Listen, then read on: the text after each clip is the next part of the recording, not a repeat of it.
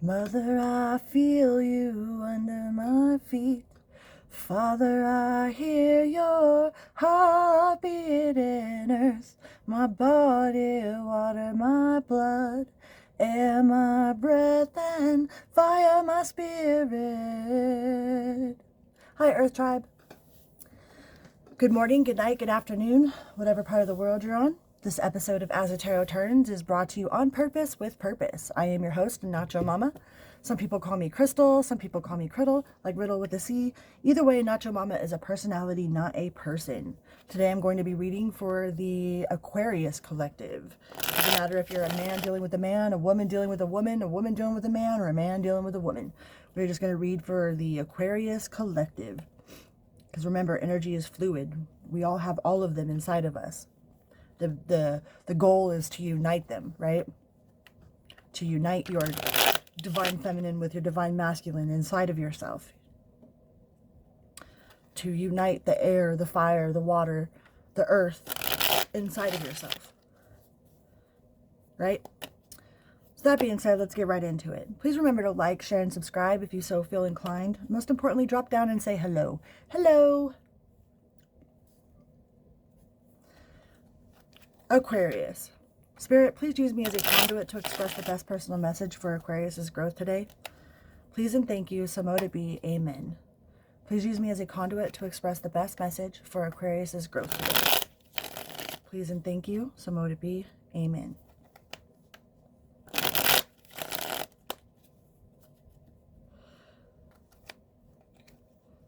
One more shuffle.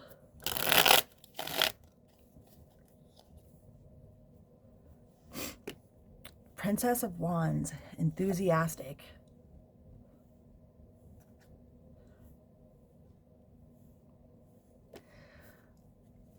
Greed, so you could be dealing with a Scorpio. And having to come to peace with some sort of decisions.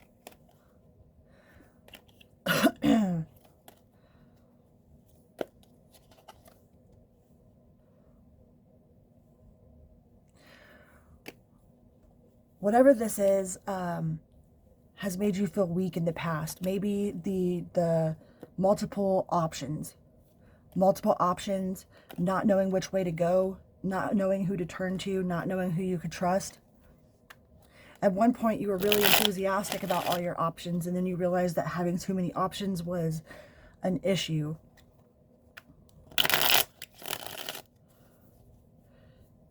You know, like when you first start something, and then all of a sudden you have all these people that want your attention, all these people that want you, all these people that want, you know, your energy, and then you can't figure out which ones of them are actually genuine and which one of them just wants you for something that you have, you know.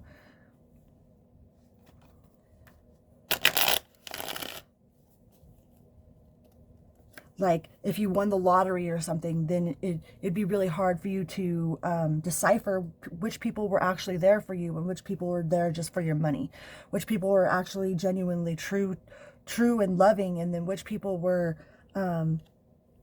after what it is that you could provide for them, you know. Work. Yeah, see, I believe that somebody is after something that you have. I get this real like if you're a single parent, you know, one of the things that being a single parent does is that it opens you up to be prey in some way, because a single parent has to hold it down. When you're a single parent, ain't nobody else going to pay your bills for you. You know, nobody else holds it down better than a single parent. You know, like you have to make sure that there's food on the table. You have to make sure that there's a roof over your head. You have to make sure that your bills are paid. Nobody does it. Nobody else does it. So you have people that prey on you.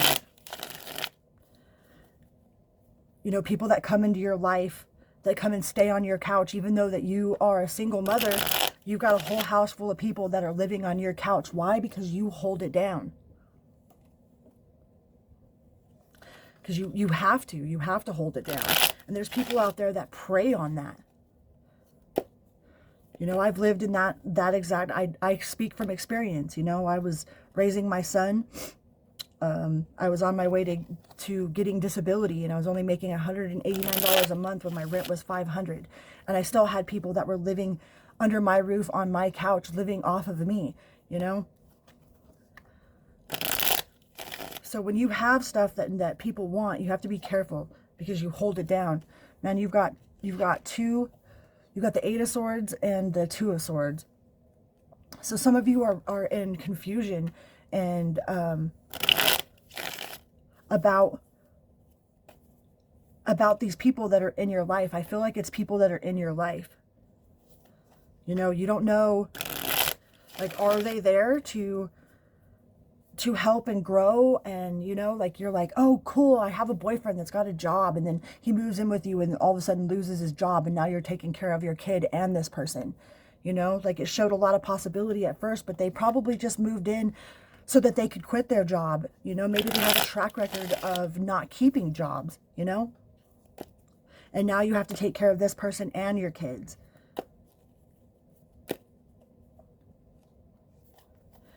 Yeah, you have a big I feel like the conflict is not necessarily outside of you, even though it could be, but it's definitely in your head trying to figure out who's there for you and who isn't there for you.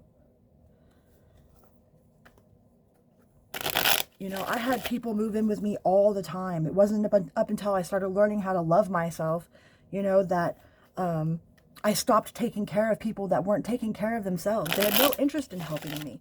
I always thought, okay, cool, you know, now I have this other person, and then, you know, like, they can help me do this or they can do that. And it just always ended up being a bigger burden than had I have just done it myself to begin with.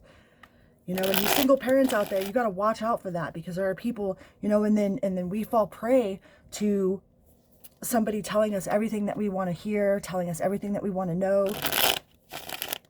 You know, like, oh, you're the most beautiful thing I've ever seen, and we could build this life together. And then 3 months later, you know, they're complaining about everything that they thought, everything that they told you to begin in the beginning was beautiful. Yeah, there's a collapse. Some of you are really realizing who's there for you and who isn't there for you. You know, who's there for just to take advantage of you and your opportunities, and who's there to love and support you, to listen, to, you know, that who's there with no ulterior motives, right?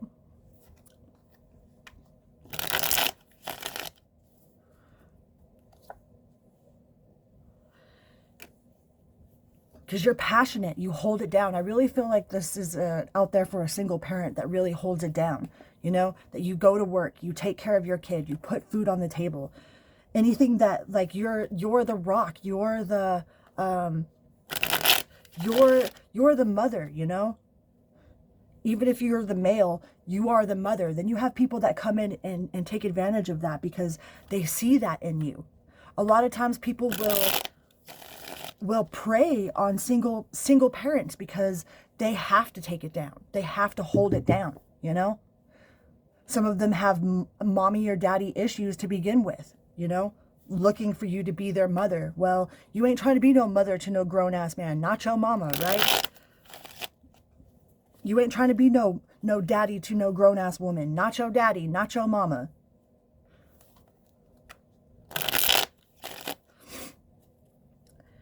And I feel like some of you are realizing that some of the relationships in your surroundings are built off of your independence, you know? Without your independence, they wouldn't have any. Without your house, they wouldn't have a house. Without your car, they wouldn't have a ride. Without your food, they wouldn't be eating, you know? Without your determination, then nothing would get done. You know, these fools probably can't even take out the trash, and they'll eat, you know, but they ain't going to help you with dishes. They'll probably yell at you about not doing the dishes right.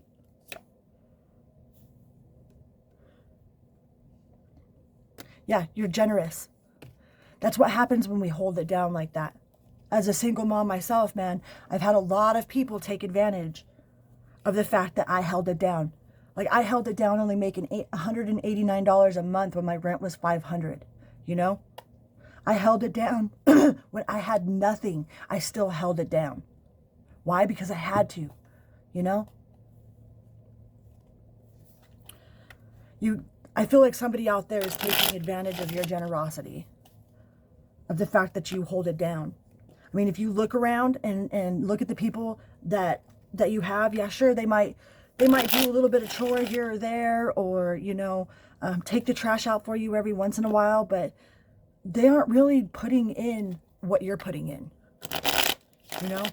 Without you, they wouldn't have a house. Without you, they wouldn't have a car. Without you, they wouldn't have any money. Without you, they wouldn't, you know? They would just go on to find the next person that has the things that they want, that they can sponge off of, that they can live with, that they could, that will share their food with them, or they'll go back to their mommy and daddy's house, you know? Like, this is really like some sort of energy of a single parent out there that holds it down for their own. And people come in and take advantage of that energy. Because when you're a single parent, man, like, you have no other choice but to hold it down for your own.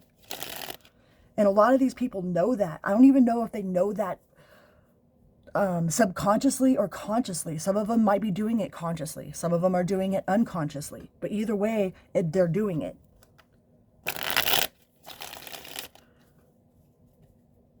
Like, oh, let me just go over to Curdle's house. You know what I mean? She always let me sleep on the couch. She always feeds me. She always keeps me warm. Not no more, man. I put a stop to my revolving door. I put a stop to my homeless shelter.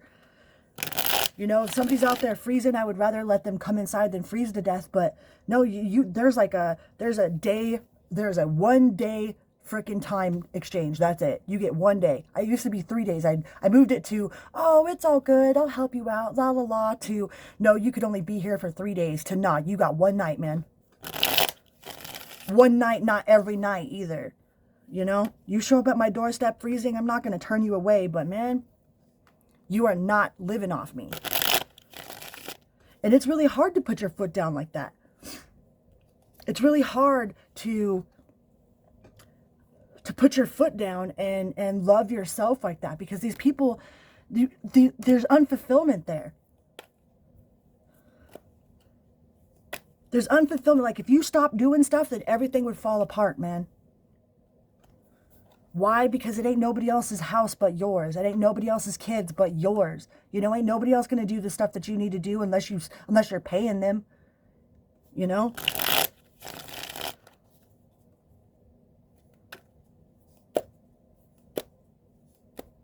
Some of y'all work full-time jobs, have kids, and this fool still wants to ask you for your car. Like, how are you supposed to get to work in the morning, you know? How, don't even offer to help take your kids nowhere, but want to borrow your car, kind of shit. You have new doorways of opportunity. Your revolving door has closed. You are no longer a revolving open door for people to take advantage of you. Like, if you look at what you have and what you put out, you know what I mean? And then you think about what you could have done had you just been on your own. Like, man, all the energy and time that I spent is not wasted, because I learned a lot with those lessons. I learned a lot about myself. I learned a lot about other people. But had I learned those lessons sooner, I would have been where I'm at now a lot sooner. And then I would be at my future self in the now sooner than I was now, you know?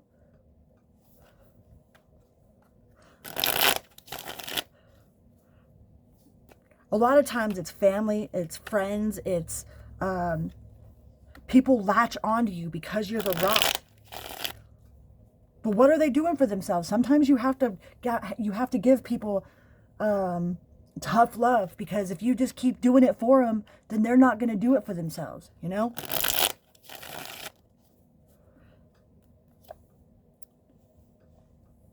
Yeah, and a lot of you are worried, in your head, worried about this person, worried about the situation. But really, are they worried about you? Do they have your best interest at heart, or do they just say that they do, you know? Are they really helping you hold it down, or are they really helping hold you down?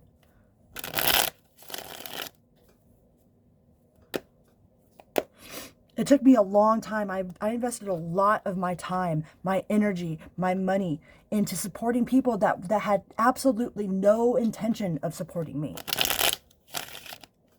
None.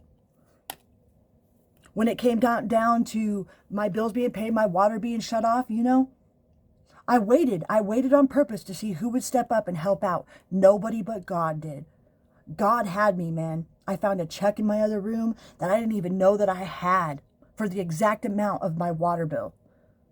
I could have paid that water bill before then, but I wanted to see. I just wanted to see. And when I went to look, there wasn't nobody, man. Nobody but me and universe. And that's a tough pill to swallow, especially when you have people that have been living with you for years, eating your food, you know, $500 electric bills and shit. But then you got to put your foot down. It's learning how to put your foot down, learning how to take care of you and yours. People are going to call you selfish. They're going to call you names. They're going to talk shit to you when you cut them off like that. Let them. You know, don't even try to fight them. Just cut it off. Don't feed into the negative energy. You know, oh, you're such a bitch. You won't let me sleep on your fucking couch for 3 months. You won't let me eat your food and run up your phone bill and da-da-da-da-da. Invade your peace of mind, man.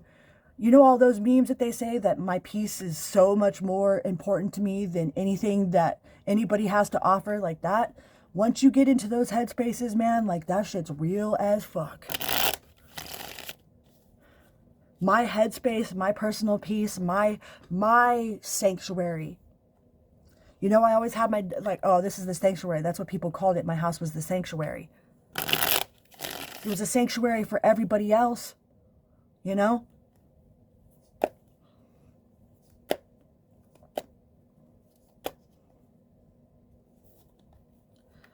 My sanctuary for everybody else has cost me 2 roll-off dumpsters, you know, thousands of dollars in electric bills, and a deep understanding of the relationship I have with universe, with God, with self.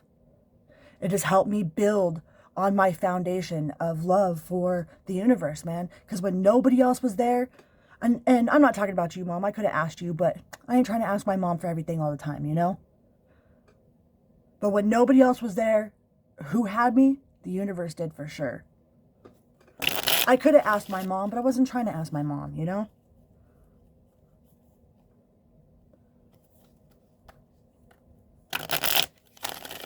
I wanted to see who would step up in my life. And nobody did, so I made them step out. And they were mad as fuck. I had to get an eviction for somebody that I thought was my best friend for years, you know? But he lived off of me because I remembered who he was, not who he is. I had no idea the things that he was doing in my own space, in my sanctuary. The people that he was hurting, including myself. I had no idea, because I always remembered him for who I remembered him to be, for who I kept hoping that he would be again. And I wasn't seeing who he was. I had to actually evict him. And then he left all of his stuff at my house and still tried to call me, talking to me like I was some piece of shit.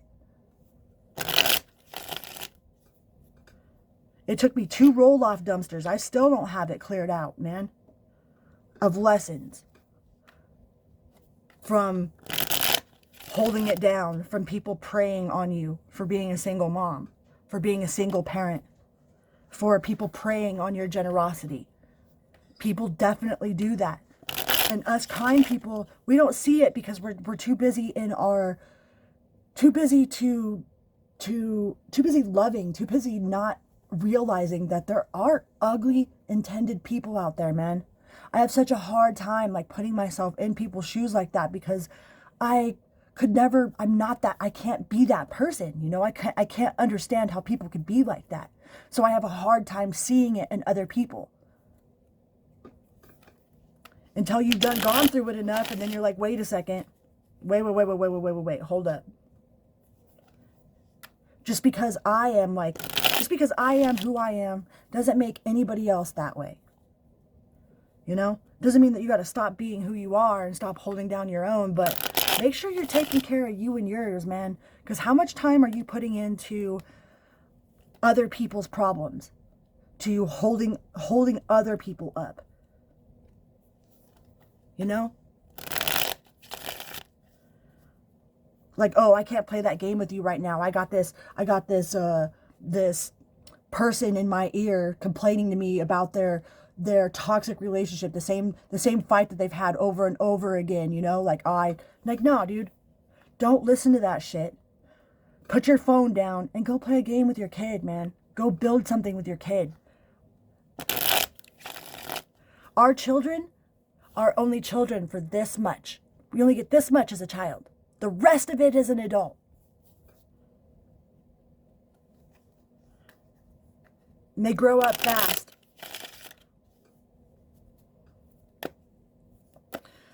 So, yeah, you've got your 10 of cups. I just cut to just bloop to the 10 of cups.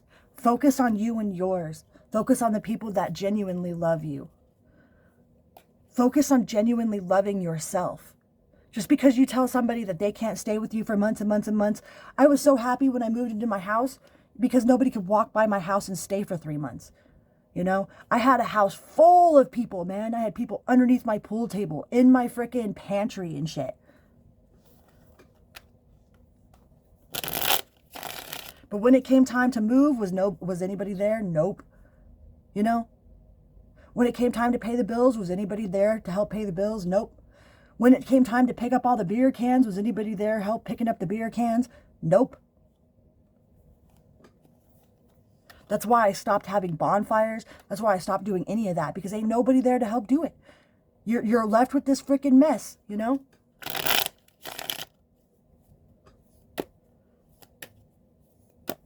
And you are focusing your energy on you and yours. Your love for yourself, your love for your children, your home, your job, your mission. All right? Don't let nobody take advantage of your kindness. Because a lot of people prey on that shit. On purpose. People prey on it. So if you're a single parent holding it down, I salute you, man. Pretty sure those are your messages. I love you guys. Remember, you can't have a bad day with a good attitude, and you can't have a good day with a bad attitude. Please remember to like, share, and subscribe.